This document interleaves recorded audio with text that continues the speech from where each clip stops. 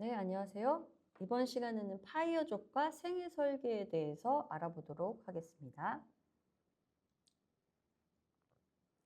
이번 시간에 알아볼 내용들을 순서대로 살펴보면은 첫 번째는 우리가 일을 하면서 산다는 것의 그 일의 의미에 대해서 알아볼 텐데요. 특히 내가 어떤 일을 하면서 살 것인가, 그 일을 선택하는 자유에 대한 이야기를 좀 나눌 거고요.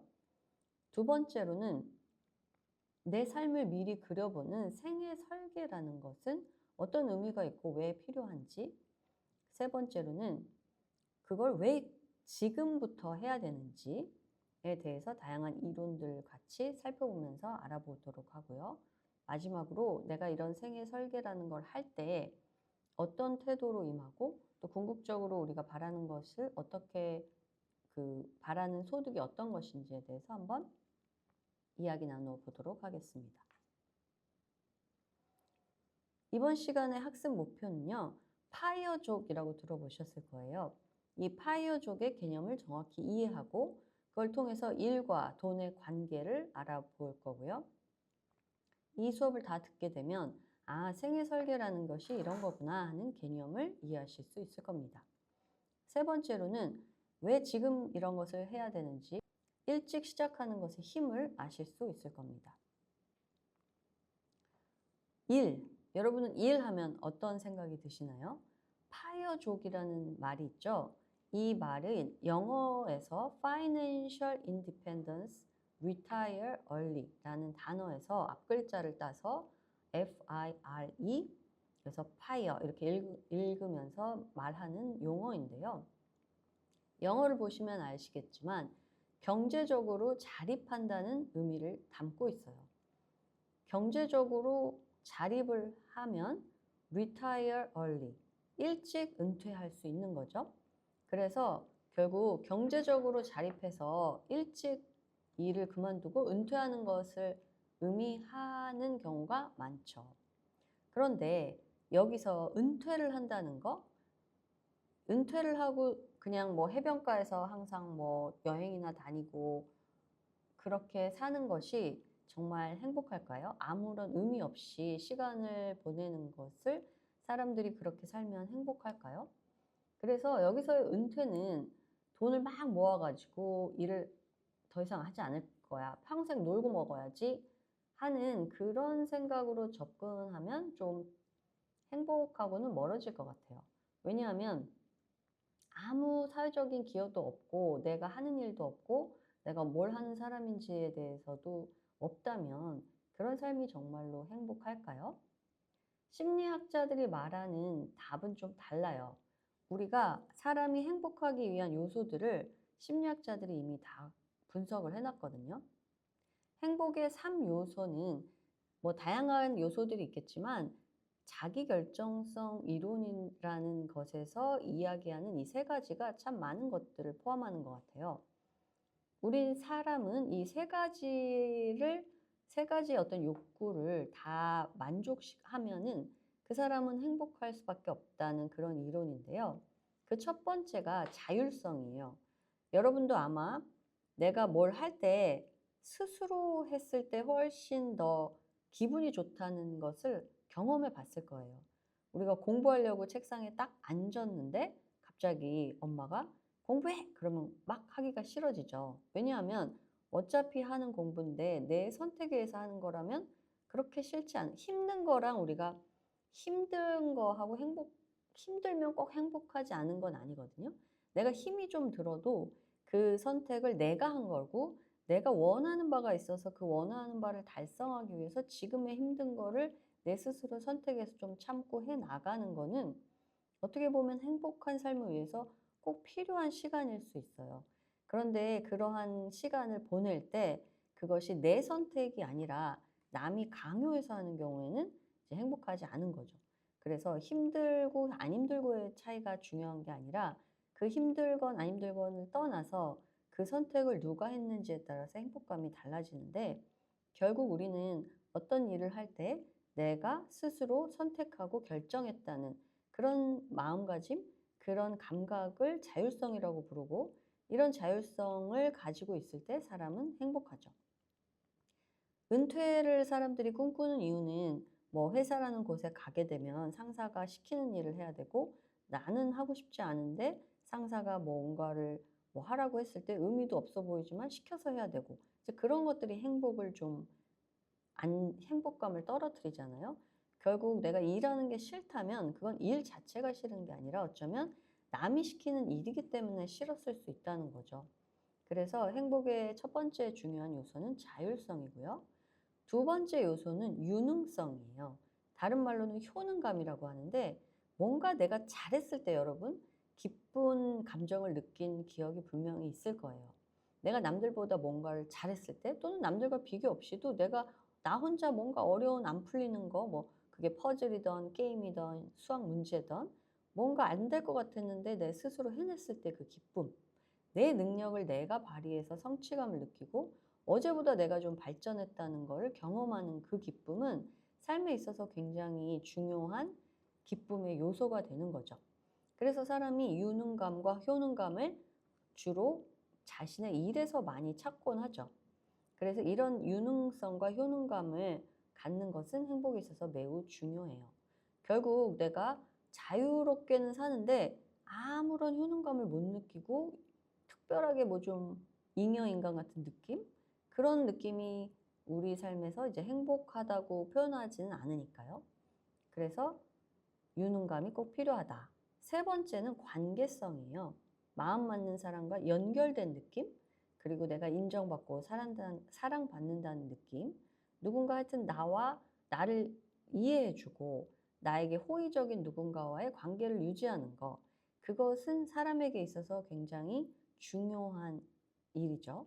그리고 이것이 만족됐을 때 사람은 행복할 수가 있는 거예요. 결국 돈이 아무리 많아도 내가 자율성이 없어. 돈은 많은데 내 마음대로 쓰지 못한다거나 아니면 내 마음대로 쓰는 거는 가능한데 아무런 효능감을 느끼지 못해서 그냥 소비 외에는 특별히 돈을 쓰긴 하지만 돈 쓰는 거 외에는 내 스스로 가치 있다는 느낌? 내가 뭔가 기여했다는, 내가 성장했다는 느낌을 받을 수 없다면 돈이 아무리 많아도 행복하기 쉽지 않겠죠. 세 번째로 난 되게 자유롭고 효능감도 굉장히 높고 능력도 있는데 사람들이 다 나를 싫어해. 그래서 내가 누군가랑도 마음을 터놓고 관계를 맺을 수 없다면 그 또한 행복하지 않을 거예요. 결국 이 세 가지가 모두 채워질 때 사람은 돈이나 어떤 여가 시간만으로 채울 수 없는 행복을 느끼는 거죠. 물론 이런 것을 세 가지를 다 채우기 위해서 돈이 어느 정도 필요한 건 사실이지만 그 돈은 수단일 뿐이지 이 필요한 것을 채우는 이 세 가지가 행복에 있어서 뭐가 중요한지 이 세 가지는 잘 기억해 두면 좋을 것 같습니다.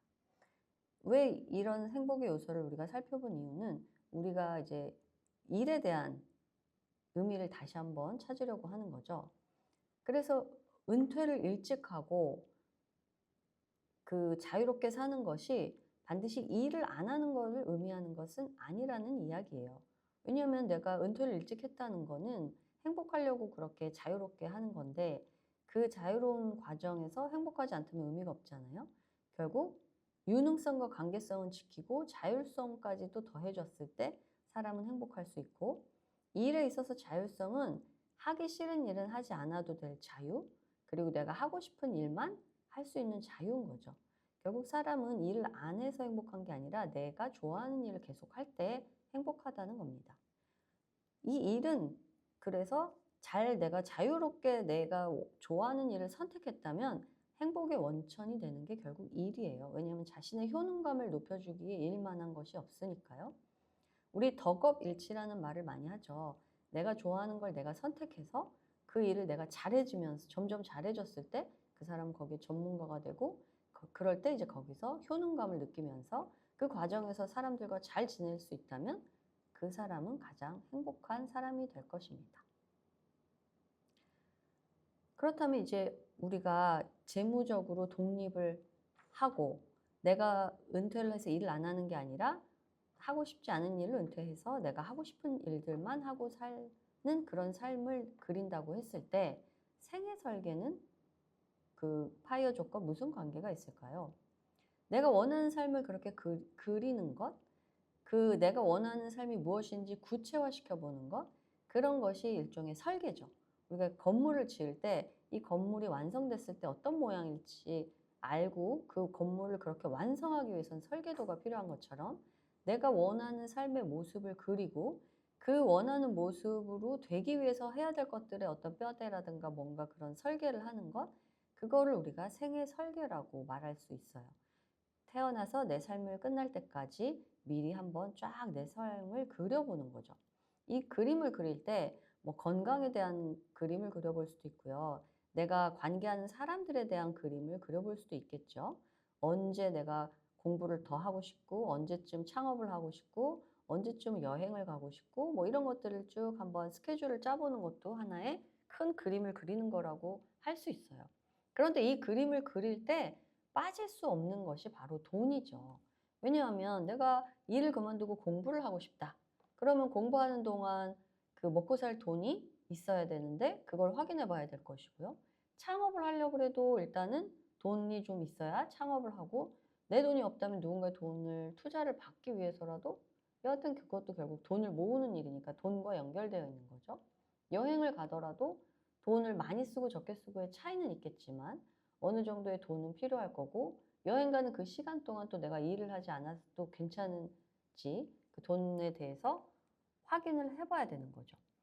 그래서 이번 강의의 초점은 우리가 금융 수업이기 때문에 이상의 설계를 하기 위해서는 정말 알아야 될 게 많아요. 내 자신에 대해서 제일 많이 알아야 되고 내 가치관도 알아야 되고 뭐 여러 가지 관계에 대해서도 주변에서 또 어떤 상황인지 주변 사람들과의 그런 것도 잘 맞춰봐야겠지만 그중에서도 돈과 연결된 모든 것들을 한번 그려보는 것, 그것을 또 별도로 떼어서 말한다면 재무 설계라고 말할 수가 있는 거죠.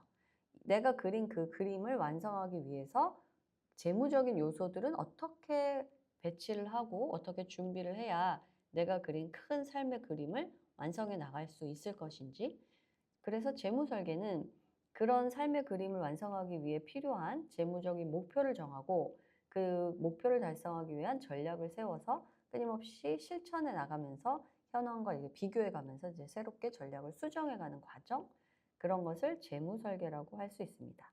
정리하자면 우리는 생애 설계라는 큰 그림 안에서 그 안에서 필요한 재무적인 것들을 한번 설계하는 것, 그것이 재무 설계라고 할 수 있습니다.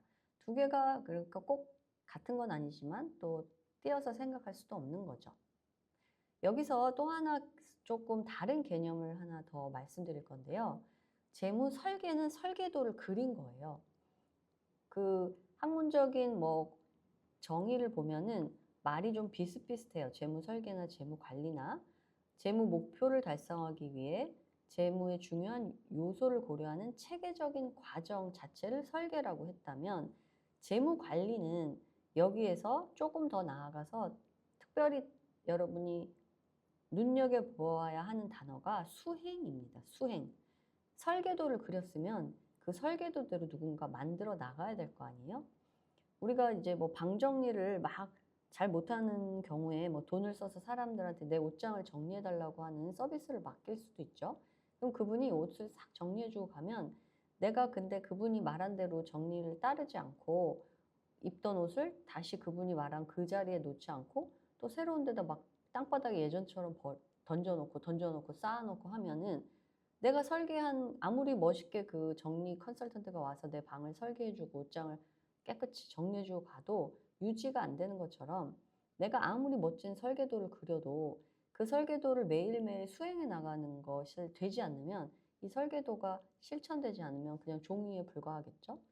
그래서 우리가 재무 설계를 한다는 거와 애는 넓게는 이렇게 이 재무 설계를 한 대로 내가 수행을 실제로 그거를 설계도대로 행동하는 습관을 만든다는 것까지 넓은 의미에선 포함되어 있다고도 볼 수도 있고 또 조금 그 개념을 구분하자면 그 중에서도 매일매일 내가 해야 되는 작은 습관들을 해 나가는 거를 재무 관리라는 조금 다른 용어로 구분해서 쓸 수도 있을 것 같습니다. 그래서 재무 설계와 재무 관리는 그렇게 개념을 이해하면 될 것 같고요. 재무 설계가 계획에 해당한다면 재무 관리는 매일매일 그 계획을 실행하는 습관. 그러니까 이게 뭐 하루만 하고 다음 날은 안 하면은 이 설계도가 지속이 안 되겠죠. 그렇기 때문에 매일매일 실행해야 되기 때문에 이런 걸 우리가 습관이라고 부르는 거죠. 그리고 설계는 전문가에게 아까 말했던 것처럼 뭐 방정리도 전문가에게 하루 이틀 위임해서 싹 한번 틀을 잡아달라 이런 건 할 수 있어요. 그래서 재무 설계도 전문가의 도움을 받아서 좀 처음에 이렇게 탁 하는 게 좋겠다는 조언을 받고 내가 거기에 따라서 이렇게 할 수는 있죠. 계획을 세울 때 조언을 받을 수는 있겠지만 매일매일 해나가는 거는 매번 뭐 전문가한테 물어봐서 할 수도 없는 거고 결국 내가 해야 되는 나의 하루하루의 영역이기 때문에 우리는 이 재무 관리를 잘하기 위해서라도 좋은 습관을 들이는데 좀 노력을 기울여야 합니다. 그러면 생애 설계를 하는 데 있어서 또 하나 중요하게 고려해야 되는 것이 바로 소득이 없어도 살아도 되는 시간이 필요하다는 사실이에요. 생애 설계라는 게 만약에 우리가 평생 똑같은 돈을 벌 수 있다면 굳이 설계가 그렇게 복잡하지 않고 그냥 그 안에서 계속 쓰면서 살면 될 거예요. 그런데 우리는 소득이 끊기는 기간에도 살아야 하는데 그 소득이 끊기는 기간이 당연히 우리가 이미 소득 없이 살아도 될 만큼 재무적인 안정성, 아까 처음에 말했던 재무적 독립을 이루면 자발적으로 내가 하기 싫은 일을 딱 끊어내고 소득 없이 살아도 되겠죠. 그리고 내가 효능감을 위해서 내가 하고 싶은 일을 하면서 그 일이 꼭 돈을 버는 일이어도 되고, 일이어야 되는 건 아니고 그 일로 돈을 벌어도 되고 뭔가 사회에 기여를 하는 그런 일이어도 돼요. 공익단체를 만들어서 내가 다 기부를 할 수도 있는 거고. 그런데 그런 자발적인 소득 없는 시간 외에도 우리는 소득이 없이 살아야 되는 시간들이 가끔 필요해요. 뭔가 여러분이 새로운 도전을 하고 싶을 때 창업을 하거나 또는 뭔가 나를 업그레이드 시키기 위해서 공부를 해야 될 때, 그리고 정말 몸이 아프거나 해서 좀 쉬어야 될 때도 있잖아요. 또는 번아웃이 와서 쉬고 싶을 때. 이런 시간들을 위해서 미리 한번 이런 것들을 계획하고 그려보는 것이 필요합니다. 평생 소득 가설이라는 것이 있는데요. 우리의 소비는 우리가 평생 벌 소득을 대충 예상해서 사람들이 돈을 쓴대요. 결국 내가 미래에도 돈을 많이 벌 것 같으면은 좀 많이 쓰기 시작한다는 거죠. 소득은 들쭉날쭉해도 우리가 쓰는 소비가 막 소득이 올라가면 많이 썼다가 소득이 줄면은 또 조금 썼다가 이렇게 잘 안 된다는 거예요. 그리고 안 되는 것도 안 되는 거지만 내 소비를 평생 균등하게 했을 때 가장 행복하다는 이론이에요. 그러니까 우리가 많이 벌 때 다 써버리면은 조금 벌 때 많이 줄이고 하면 이제 행복감이 줄어든다는 거죠. 그래서 우리가 지금 조금씩 안 쓰고 미래에 쓰겠다고 저축하는 건 안 쓰는 게 아니라 사실은 나중에 쓰려고 모아두는 거고요. 결국에 내가 다 쓸 거예요. 그래서 행복을 좀 많이 지금도 행복하고 내년도 행복하고 평생 행복하려고 하는 거죠. 그림으로 그려보면 우리가 아직 어렸을 때 소득이 없을 때는 지출만 하죠. 이때는 뭐 부모님이 도와주시거나 아니면 대출을 받거나 해요. 그리고 나서 우리가 이 소비는 일정하게 유지되는 반면에 수입이 좀 많아질 때가 있어요.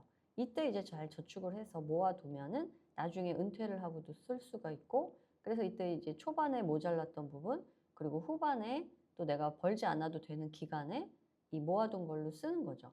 근데 이제 이 그림을 싹 그려보면은 이제 이게 좀 모자라네. 금액이 여길로 여길로 다 채우기에는 내가 버는 게 좀 모자라네. 이제 그런 그림도 보일 텐데 그렇다면 이거를 그래프를 어떻게 올릴 것인가? 또 그런 것들에 대해서 아니면 지출을 좀 내릴까? 이제 그런 걸 한번 계획해보고 그려보는 것이 그것이 생애 설계입니다. 톱니 효과라는 것도 있는데요. 톱니가 한쪽으로만 도는 것처럼 소비는 한번 높아지면 잘 내려가지가 않아요. 이건 나만 그런 게 아니고요. 모든 사람이 그렇다고 해서 이미 이론화되어 있는 거예요. 그러니 내가 이렇게 계획하지 않으면 내가 소득이 늘었을 때 내 의도와 상관없이 소비가 그냥 같이 늘어날 수가 있다는 거죠. 결국 내가 나중을 위해서 그걸 저축해놔야겠다 하는 어떤 계획이 없으면 그 소비는 그냥 소득은 다 소비로 없어져 버릴 수 있다는 겁니다. 그렇기 때문에 우리는 이것들을 잘 배분하기 위해서 지금부터 이런 생애 설계를 해야 된다는 건데 왜 지금부터냐? 우리가 뭔가 설계를 하고 이 돈들 모아 나갈 때 이 돈이 불어나는 속도는 이자율과도 관련이 있지만 내가 그 돈을 불리는 시간과도 굉장히 밀접한 관계가 있어요. 복리 이야기는 많이 들어보셨을 거예요. 작은 돈으로 시작하더라도 25세에 시작했을 때 복리로 굴리는 사람이 가는 속도와 35세에 시작했을 때 이때부터 모으기 시작하는 사람의 그 그래프가 올라가는 걸 보면 나중에 시간이 갈수록 이 격차는 점점 더 늘어납니다. 결국에는 이 그래프는 매월 20만 원씩 6%로 월복리로 투자했을 때의 사례인데요. 결국에는 이 그림을 통해서 여러분이 알아야 될 건 이 구체적인 숫자보다는 빨리 시작할수록 내가 여유로운 삶을 살게 되겠구나 하는 거를 기억하시면 좋을 것 같아요. 결국 재무 설계라는 거는 우리가 미리 한번 그려보는 거잖아요. 그런데 우리가 재무 설계를 했다 그래서 그대로 인생이 흘러가진 절대 않아요. 그러니까 내가 계획을 세웠는데 그대로 안 된다고 해서 막 스트레스 받고 그럴 필요는 절대 없어요. 어차피 인생은 예측하기 어려운 거예요. 그렇기 때문에 재무 설계는 내가 미래를 맞춰버리겠다 하는 그런 마음으로 하면 안 되고요. 그냥 큰 그림을 그려놓고 나침반처럼 방향을 잡는 거예요. 제대로 되지 않는다고 계획을 세우지 않으면 아예 방향성을 못 잡거든요. 그렇기 때문에 계획은 매년 수정해 나가면서 내 상황도 바뀌고 주변 상황도 바뀌어요. 그렇기 때문에 이 설계는 매년 다시 한번 돌아보고 내가 이런 부분은 좀 잘못했네. 내년에는 이런 부분 되게 좋았으니까 내년에도 똑같이 해야겠다. 내년에는 이런 부분을 조금 더 바꿔볼까 하면서 매년 피드백을 통해서 나의 그 그림을 점차 멋있게 그려 나가는 거죠. 결국 이 계획을 하고 그 계획대로 실천을 해요. 이 실천이 없으면 아무 의미가 없어요. 실천을 해보고 당연히 한 번에 다 뭐 내가 마음먹은 대로 안 되는 게 당연합니다. 안 되면 왜 안 되는지 점검하고 그리고 그거를 고쳐서 또 다시 해보는 거예요. 그러면 내년에는 올해보단 조금 나아질 거예요. 그렇게 10년을 한 사람과 아무것도 안 하고 산 사람이 10년 후에는 서 있는 지점이 많이 달라질 겁니다. 소득의 종류를 한번 우리가 알아볼게요. 내가 이런 설계를 함에 있어서 이제 어떤 소득을 좀 가져갈 것이냐 그런 거에 대해서 생각을 해보셔야 되는데요. 내가 일할 때만 들어오는 소득이 이제 근로소득이죠. 직장에 나가서. 근데 내가 사업을 해도 내가 일해야만 돈이 들어오는 그런 형태의 사업도 있어요. 예를 들면 의사 선생님 같은 경우에도 의사 선생님이 반드시 나가셔서 일을 해야만 그 돈을 받게 되죠. 근데 그 의사 병원이 그 의사 선생님 거라서 그걸 사업이라고 하더라도 이런 소득은 약간 내 노동이 필요한 소득들이 있는 거예요. 이게 나쁘다는 게 아니에요. 초반에는 당연히 근로로 돈을 모아야 되고 또 전문직이나 뭔가 내 사업을 할 수 있다면 남의 밑에서 일하는 것보다는 내 스스로 사업을 해서 내가 돈을 버는 게 훨씬 자율성 면에서는 좋습니다. 그런데 언제까지 계속 내 몸을 노동으로만 일을 하는 건 너무 힘드니까 이거를 하면서 여러분은 동시에 이 두 가지를 생각해야 되는 거죠. 두 가지를 추가로 만들 그런 아이디어를 계속 생각해 나가셔야 된다는 거예요. 하나는 시스템형 사업소득인데 이 사업과 좀 다른 게 예를 들어서 뭐 프랜차이즈를 한다든가 아니면 그 오피스텔을 사서 월세를 받는다든가 꼭 내가 거기 오피스텔을 가지 않아도 수입이 들어오잖아요. 물론 건물주라 그래서 할 일이 하나도 없는 건 절대 아니에요. 건물을 갖고 있어도 건물 관리해야 되고 하지만 그런 것도 위임이 가능하거든요. 그렇게 해서 뭔가 내가 직접 나서지 않아도 되는 거를 끊임없이 노력해야 되죠. 이런 근로용 사업 소득자조차도 어떻게 하면 내 노동을 조금 대체할 수 있을까? 그런 거에 대해서 이런 근로용 사업 소득조차도 어떻게 하면 내 노동을 대체할 수 있을까를 계속 고민을 하셔야 돼요. 마지막으로 자산이 대신 버는 소득이 있어요. 금융상품에서 배당이나 이자 같은 것들인데요. 이런 것들은 내가 투자를 통해서 매매 차익을 얻을 수도 있는 거고 이런 것을 위해서도 조금씩 이런 소득도 마련을 해두는 게 좋다는 거죠. 그래서 우리가 버는 소득이 초반에는 근로소득으로 출발을 할 가능성이 가장 많지만 점차적으로 이 소득을 다양화하는 소득의 수입원을 다양화하는 것이 필요하다는 걸 염두에 두고 나의 설계를 해나가면 좋을 것 같습니다. 아까 말한 자산이 대신 버는 소득은 뭐 이자, 배당, 매매 차익 이런 것이 있고 돈을 이렇게 해서 얻어들인 소득을 매 월급처럼 연금으로 받는 그런 방식을 연금이라고 부르는 거죠. 내가 이걸 불려서 받는 방식이에요, 연금은. 그래서 우리가 이제 전체적으로 연금에 대해서도 그 기억을 할 텐데 연금이 중요한 게 아니라 그 연금의 재원이 되는 자산을 쌓는 것이 중요한 겁니다. 그래서 연금을 연금으로 받아도 되고 뭐 일시금으로 받아도 되고 그건 나의 선택이고요. 이렇게 해서 자산이 버는 소득을 받는 하나의 형태가 연금이라는 걸 기억해 두시면 좋겠습니다. 오늘 내용을 다시 정리해 볼게요. 오늘은 파이어족과 생애 설계에 대해서 말을 했는데 파이어족 모두가 다 원하는 경제적 독립을 해서 일찍 은퇴하는 거. 그 은퇴라는 것은 일을 안 하고 막 노는 것보다는 효능감과 관계성을 가지고 자유롭게 일할 선택을 할 수 있는 그런 자유로운 삶을 목표로 하는 것이 훨씬 행복감에 좋다. 이런 삶을 크게 그리기 위해서 내 삶을 한번 설계해 볼 필요가 있는데 그중에서 돈과 관련된 설계를 재무 설계라고 하고요. 이런 설계는 내가 하는 것도 중요하지만 그 설계를 매일매일 실천하는 것이 매우 중요하다. 그리고 이런 다양한 이론 때문에 빨리 시작하는 것이 좋고 이런 설계를 하는 것이 굉장히 중요하다는 것들을 말씀드렸어요. 그리고 이런 설계를 돈 관리 설계를 해 나감에 있어서 다양한 소득원에 대한 성질을 이해하고 내 소득원이 하나로만 너무 집중되지 않도록 다양한 소득원을 마련해 가는 것을 염두에 두고 설계를 하면 좋겠다는 내용이었습니다. 이상 오늘 강의를 마치겠습니다.